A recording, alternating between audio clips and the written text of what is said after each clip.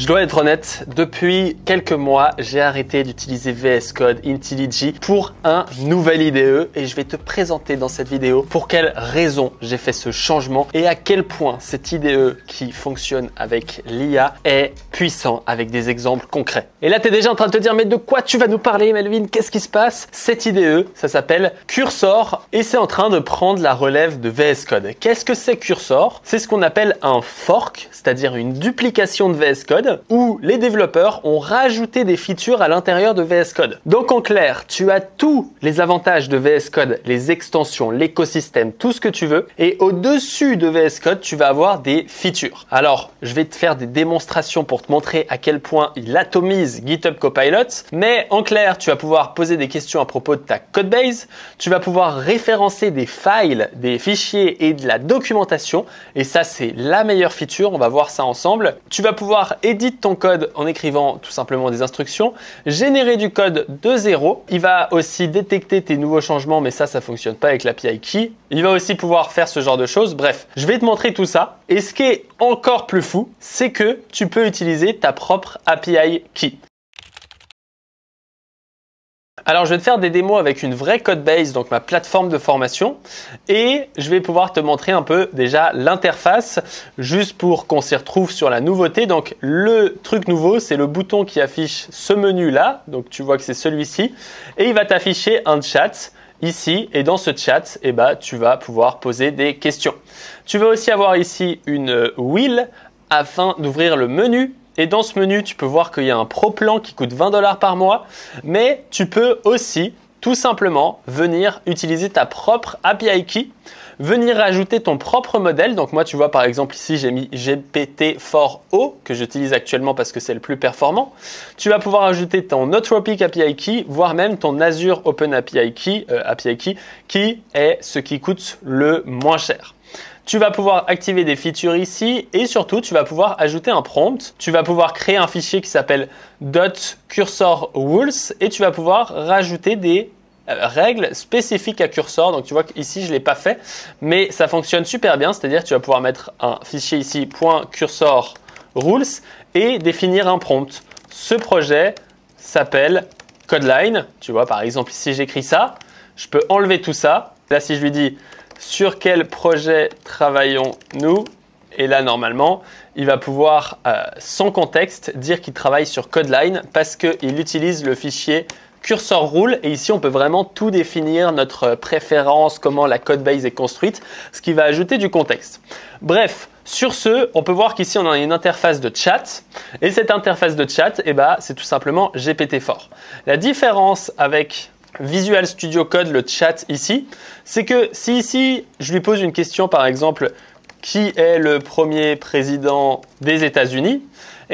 GitHub Copilot Chat ici, c'est un modèle qui a un prompt qu'on ne contrôle pas et donc qui a plein de limitations. Le chat de Cursor n'a pas ce problème-là parce que c'est directement l'API de GPT et en plus avec ton contexte et donc évidemment il peut te répondre à tout et n'importe quoi. Mais ça c'est même pas le plus intéressant parce que le plus intéressant c'est qu'il peut comprendre ta codebase et ça de manière très forte. Par exemple ici je vais lui demander une question, donc j'ai aucun fichier ouvert, mais je vais lui dire quel fichier permet de réordonner les leçons. Donc tu vois que j'écris en français. Et je pose une question assez abstraite et ici, je vais utiliser commande Enter pour faire la recherche avec la codebase. Et donc là, il va utiliser la codebase, il va lire plein de fichiers parce qu'en fait, ce que fait notre ami ici en regardant le code, donc on voit qu'il a bien répondu, mais ce qu'il fait ici, c'est ce qu'on appelle de l'indexing. Donc il a utilisé les embeddings d'OpenAI pour indexer 100% de notre codebase. Je crois qu'il le fait même en local, si je ne me trompe pas. Et donc, il va avoir tout ton index et il va pouvoir facilement chercher des fichiers. Et tu peux voir qu'ici, on a vu la vitesse de la réponse. Ça s'est passé, j'ai même pas eu le temps. Il me trouve précisément le fichier qui est le bon fichier. Et ici, Reorder Leçon Action, quand je clique dessus, tu vois que ça me focus exactement le bon endroit dans le code. Et c'est précisément le code qui fait cette action. Si je prends précisément le même prompt et qu'ici, je l'envoie à GitHub Copilot Chat avec le @workspace qui permet de faire la recherche. Donc là, on voit qu'il a enfin trouvé la réponse et il a donné un fichier qui est totalement faux. C'est pas du tout celui-là. Donc en clair, il est clairement moins malin et il galère beaucoup plus. Donc ça, c'est la première vraie différence et tu vois qu'on peut vraiment poser des questions tricky. Donc en tant que débutant qui arrive sur une codebase comme la mienne avec plus d'1 millier de fichiers, et si tu viens et que tu lui poses une question, par exemple, comment sont gérées les autorisations concernant l'accès aux leçons des formations, et donc, bon là, je vais leak mon code et il va vraiment t'expliquer, il y a la leçon page, donc c'est précisément cette page-là qui gère la majorité des autorisations, donc c'est incroyable. Il te donne tout le code. Il te dit aussi qu'il y a une sorte de middleware qui vient ici exactement faire un redirect automatique. Il te dit qu'il y a un composant qui t'affiche que la leçon n'est pas autorisée. Bref, tout ce qu'il faut, il vient vraiment te chercher dans le code. Donc ça va super vite et c'est super efficace. Maintenant, on va passer à la deuxième feature totalement dingue avec une démo concrète. J'ai une manière de faire des formulaires qui se reproduit à peu près partout. Alors si je te fais une démo ici avec le Product Detail Form, tu vois que j'utilise un peu toujours la même structure avec des cards, des composants Form Unsaved Bar. J'utilise toujours une mutation pour venir muter ma server action. Je crée toujours une server action avec les différentes valeurs. J'utilise toujours un schéma. Bref, il y a des trucs que je fais souvent. Imagine-toi qu'ici, tu vois que j'ai un schéma et que je me dis, j'ai envie de faire la même chose que Product Detail Form, mais dans ce fichier-là. Dans ce cas-là, ici, je vais créer un invoice detail form par exemple .tsx et là je vais pouvoir lui demander de générer du code. Je vais pouvoir faire commande K et là la magie c'est que je vais pouvoir mentionner du code. Alors ici je vais pouvoir lui dire utilise le schéma et là je fais et je peux écrire invoice.schema.ts. Donc tu vois que c'est le fichier qui est juste avant. Ça te l'affiche ici et tu peux évidemment le rapetissir. Pour créer un formulaire similaire et là je vais faire product detail, donc product detail form. Donc là il me met le product detail form comme ceci. Pour créer un formulaire similaire à product detail form en utilisant les outils form, et donc là je viens afficher form.ts qui contient toute ma logique pour faire des formes. Et donc là tu vois que je lui ai mentionné des fichiers et je lui ai demandé de générer du code. Je vais ensuite cliquer sur Generate et au lieu d'essayer d'halluciner en faisant n'importe quoi, tu vois qu'il n'oublie pas le Use Client. Il fait tous des imports juste. Pourquoi? Parce qu'il connaît exactement les fichiers. Et là, il me crée un code qui va sûrement fonctionner. Donc là, tu vois qu'il a tout créé. Je vais faire Accept. Et de cette manière, on peut voir qu'ici, il m'a juste importé une server action qui n'existe pas, mais on va lui demander de la créer, t'inquiète pas. Et on voit ici qu'il a juste un problème avec le recurring payment at parce qu'il peut être nul. Et donc là, quand tu as ce genre d'erreur, tu peux venir over l'erreur comme ceci et lui faire AI fix in chat. Et donc là, ça va lui donner l'intégralité du code qu'on a juste ici. Ça va lui donner l'erreur et il va nous trouver le problème. Et là, en l'occurrence, on peut voir qu'il a super bien réussi vu qu'il a à peu près fait la bonne solution. Et donc là, tu peux évidemment copier le texte qu'il a écrit juste ici et pouvoir override value qui enlève effectivement l'erreur. Alors, je ne sais pas totalement ce qu'il a fait. Je ne dis pas qu'il faut tout faire avec l'IA. Je te montre juste pourquoi, dans certains cas, cet outil peut être pas mal. Donc ici, on voit qu'on a presque réussi et avant de pouvoir le tester, je vais devoir créer ce fichier invoice.action.ts. Et donc là, je vais pouvoir créer un fichier invoice.action.ts. Et encore une fois, pour faire en sorte qu'il génère du code logique, je vais pouvoir lui dire créer la server action pour le schéma invoice.schema.ts qui sera utilisé dans le fichier invoice detail form, donc ici celui qu'on a créé juste avant, et qui correspond à la syntaxe utilisée. Donc là, je peux utiliser par exemple coupon .action.ts dans le dossier setting coupon.action.ts et comme ça il va utiliser à peu près la même syntaxe. Ensuite je lui fous un generate et il va venir générer le code. Donc là, tu vois qu'il importe que les bons imports. Il me fait mon update. Donc là, en l'occurrence, on a quand même une petite erreur. Et en l'occurrence, il nous a un peu halluciné, mais je ne l'ai pas précisé. Il a créé le delete et le update. Nous, on veut que le update. Donc, on va supprimer ça. Et il m'a inventé le school ID. Pourquoi? Parce que c'est ce que j'utilise dans Coupon. Et donc, lui, il ne connaît pas mon schéma Prisma. Je vais lui dire ici, donc là tu peux lui reposer des questions. Donc là on a vu la génération de code, mais ici je peux faire edit et je vais pouvoir lui dire utilise la même vérification que dans invoice.action.ts. Donc on voit qu'il y a un autre fichier qui est dans invoice.action.ts où j'utilise la bonne vérification. Et donc là la magie, c'est qu'il va faire exactement le bon truc parce qu'une invoice c'est soit gérée, soit liée à un product, soit liée à un bundle. Et donc là il a fait le code qu'il faut. Et donc, la grande différence, c'est le fait de pouvoir mentionner des fichiers exemples. Et bien, ça crée une génération de code qui est presque parfaite. Donc là, update invoice action. On peut voir que ici, je vais pouvoir supprimer cet import et importer ici update invoice action du bon fichier. Et tu vois qu'il prend les bons params, le bon schéma avec le bon invoice ID parce qu'il a utilisé tous les mêmes paramètres. Et que si je vais créer le fichier page que j'ai oublié, donc là, je vais pouvoir lui dire créer la page comme product /setting /page. Donc là, on va lui dire cette page-là pour le formulaire invoice detail form. Donc là, encore une fois, je lui fous un exemple avec la page que j'ai envie d'avoir. Donc ça ressemble à peu près à la page que j'ai envie d'avoir. Et ça, et donc là, je peux accepter ce changement. Donc ici, il veut juste autoriser. On va enlever l'autorisation parce que en fait, j'ai pas de page qui permet de faire ça. Donc, j'ai pas créé l'autorisation. Donc là, on voit qu'il a exactement fait le bon code. Il récupère exactement les bonnes valeurs. Il utilise le composant exactement de la bonne manière. Et donc là, quand je sauvegarde, on peut voir qu'on a le résultat ici où on peut modifier le amount et le recurring payment. Et donc là, si je refresh comme ceci, et qu'ici, je remplace ça par un set, on voit qu'il y a la barre ici, c'est un de mes composants. Je sauvegarde et ça a bien sauvegardé. Là, je peux mettre une date. En l'occurrence, ça ne fonctionne pas. Pourquoi ça ne fonctionne pas? Parce que en fait, les dates en JavaScript, c'est l'enfer. Et donc, en l'occurrence, il faut utiliser ma méthode format_input_date, qui est une méthode qui formate la date exactement comme un input en a besoin. Et donc, quand on fait cette modification-là, normalement, on voit que je peux mettre une date, ça formate bien. Là, je peux changer la valeur, je fais commande save. Et là, on peut voir que ça a bien mis la 800 et le May 9. Enfin, on ne voit pas le recurring payment ici. Donc, on voit que ça a fonctionné et que j'ai créé tout ça. Du coup, j'ai vraiment généré du code qui est plutôt fonctionnel avec plutôt peu d'erreurs grâce aux mentions de fichiers. L'exemple typique, c'est par exemple ici, normalement j'ai un fichier language.const. Tu vois qu'ici j'ai des langues et imagine-toi que, bon, je ne sais pas trop pourquoi, ici j'ai envie de rajouter un select pour gérer les langues. Et donc là, je vais pouvoir lui dire créer un select et donc là, je viens mentionner select.tsx pour gérer les @language.const.ts et donc là je lui dis juste ça, generate, et il va comprendre qu'il faut utiliser la card. Il va utiliser exactement la bonne utilisation du select parce qu'il a le contexte. En l'occurrence, il m'ajoute language. Évidemment, on a un problème parce que je n'avais pas ajouté le language ici, donc on vient le rajouter là.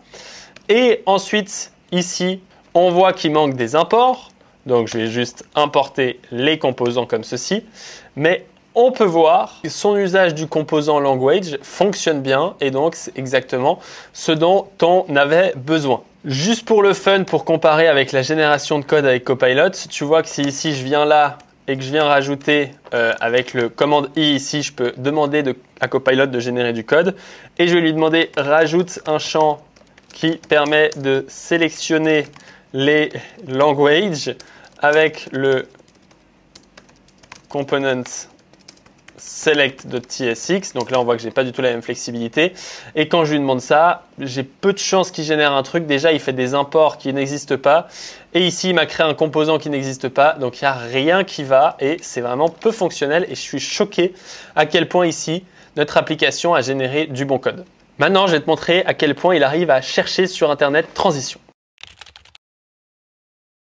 Bon, ici, tu vois que j'utilise une ancienne manière de venir gérer OpenAI ici avec une syntaxe qui est vraiment moche. Et donc, je vais modifier ça en utilisant le AI SDK. Mais alors, comment je fais? Eh bien, on va venir aller sur la doc du AI SDK Et tu vois que ici, quand je vais sur AI SDK, je tombe sur l'article de blog, chaque fois ça me fait rire, non c'est bon. Et donc là, moi ce que j'ai envie, c'est d'utiliser Tool and Tool Calling. Et donc tu vois qu'ici, il y a à peu près la documentation dont j'ai besoin. Et donc ici, je ne vais pas copier ce code, copier cette landing page, je vais copier le lien. Donc tu vois qu'ici, j'ai copié le lien. Je vais sélectionner à peu près tout ceci. Je vais juste déplacer celui-là après, comme ça on peut sélectionner tout sauf le AI usage. Et là, je vais copier encore une fois ce lien parce que j'ai copié autre chose entre temps. Et je vais lui dire refactor ce code en utilisant le AI SDK. Et là, je lui mets le lien. Et attention, parce que quand tu mets un lien dans Cursor, celui-ci, il le lit. Il lit le contenu. Et donc, tu vois qu'ici, il m'a fait les imports. Bon, on est obligé d'avoir ces imports ici. Il n'arrive pas à les mettre en haut parce qu'il fait que la bonne sélection. Donc ici, ces imports, j'ai tout simplement à les supprimer et je peux les installer ici tout là-haut. Comme ça, on est bon. Et ensuite, je peux voir le code qu'il m'a fait. Donc, je vais accepter ce qu'il m'a fait. Et donc là, tu vois qu'il a fait le response tool, generate text. Il a fait exactement la bonne usage, le tool, la bonne usage, le prompt, il a juste fait une petite erreur. Ici, c'est messages. Il a juste fait une petite erreur parce qu'ici, je peux utiliser système et supprimer le message système juste ici. Il m'a utilisé les températures, tout ça, mais ça, on dégage. Et il m'a récupéré le résultat, en l'occurrence, qui m'a l'air d'être un peu faux, mais il a quand même réussi à refactor ce code avec une librairie qui a été update il y a à peine un mois. Et il a réussi à me générer un code valide.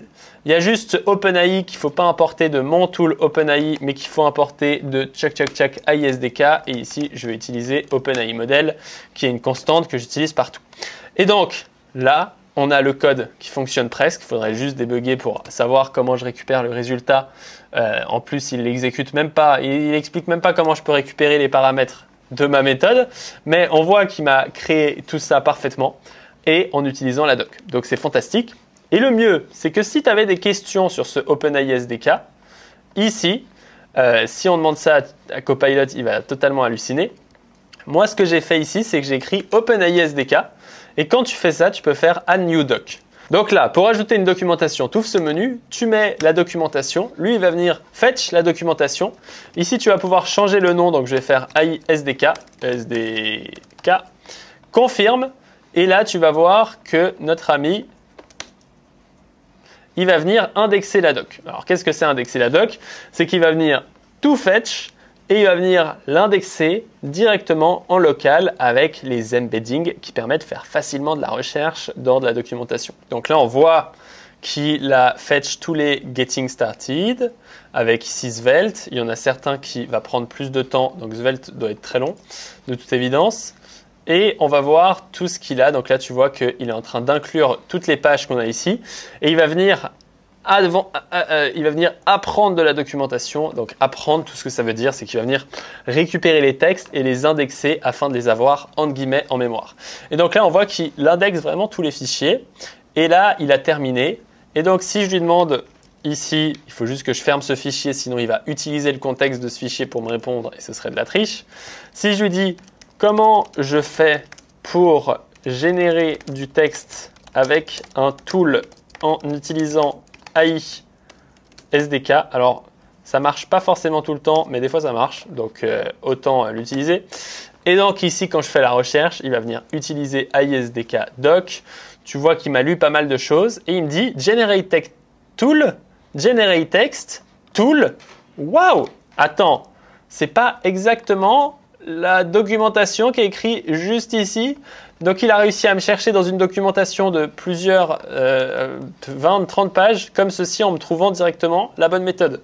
Et bien, je lui dis comment je peux stocker les messages en utilisant le stream text dans ma base de données. Et il faut tout le temps tag AI SDK afin qu'il cherche dans la documentation. Et encore une fois, il va inclure la documentation de AI SDK. Il va rechercher dans les fichiers. Et donc là, il va me dire configurer Prisma. Ouais, bon, c'est moi qui lui ai dit qu'il fallait utiliser Prisma, ce con. Et donc là, en l'occurrence, il me chie un peu dessus. Il a peut-être pas trouvé la bonne documentation. L'IA ne fonctionne pas toujours, mais il me donne mes références, etc. Tu vois qu'il n'a pas trouvé la documentation de Strong Storing Message. Si tu lui tags la documentation, normalement, il va changer d'avis. Parce qu'il va read les liens et il va se dire « Merde, peut-être que je vais utiliser son outil ». Il a utilisé un truc qui marche, je crois, en vrai. Donc, ça, c'est pas horrible, mais en l'occurrence, c'est horrible parce que je ne retourne pas la bonne réponse. Donc, il a presque compris l'histoire, mais voilà, c'était une petite démo. La dernière étape, c'est la review de code. La review de code, c'est assez sympa. Tu vois qu'ici, j'ai pas mal de changements du coup que j'ai fait dans mon application. Et je vais pouvoir cliquer ici sur Review Working State. Et ça, je pense que pour les débutants, c'est juste magistral. Et donc ici, il va venir review les changements qu'on a fait juste ici. Et il va me faire des feedbacks. Donc ici, tu vois qu'il me dit un petit feedback Insufficient Token Counting. Et donc là, il me dit la current implémentation n'est pas très efficace. Et donc là, je peux lui cliquer ici sur Fix. Bah ouais, essaie de fixer le problème. Bah bon, il est sympa, il veut me faire un double tableau, ce qui rend la chose moins performante. Donc on va dire qu'il a un bon fond, ça marche. Mais je peux aussi lui dire, c'est beaucoup moins performant, non, de faire un double tableau sur toute mon histoire. Bah oui. Bon, il me dit que j'ai faux. Bah, c'est moi qui suis con. Voilà. Il propose des fixes, donc il propose des améliorations. On va pas rester 30 000 ans là-dessus. Ici, il me dit, je vérifie pas que le JSON est valide. Bon, alors là, en l'occurrence, il hallucine un peu. Ça reste une IA. Le onChange truc. Là, il fait une très bonne erreur avec les time zones qui peut être mal interprétée. C'est pas une mauvaise réflexion qu'il a ici. Il faudra inclure la time zone. Bref. Et ici, potentiel null value, il m'inclut aussi les informations. C'est pour ça que j'adore vraiment ça. Ici, mes changements sont nuls. Donc, il me propose des trucs nuls. Mais on peut voir des trucs assez intéressants. Si je faisais une erreur un peu débile, par exemple ici, tu vois qu'ici, je mets un 0 en plus, alors qu'ici, je mets un 0. Donc ici, il y a une inconsistance avec ma modification. Et si je fais ça et que je clear et que je lui demande de review, je peux te parier à 100% que cette petite erreur, je pense qu'il va la trouver. Tu vois ici, hi, this amount is divided by min when setting default and then multiplied by 100 in unsubmit. Tu vois qu'il a directement trouvé l'erreur. Il m'a directement dit, là frérot, tu es en train de faire une grosse boutade. Donc c'est juste fou. Peu importe ton niveau, si tu travailles tout seul comme moi en plus, on m'a dit de hacker, etc. C'est incroyable d'avoir ces reviews et maintenant j'utilise tout le temps parce qu'il me fait bizarrement trouver pas mal d'erreurs.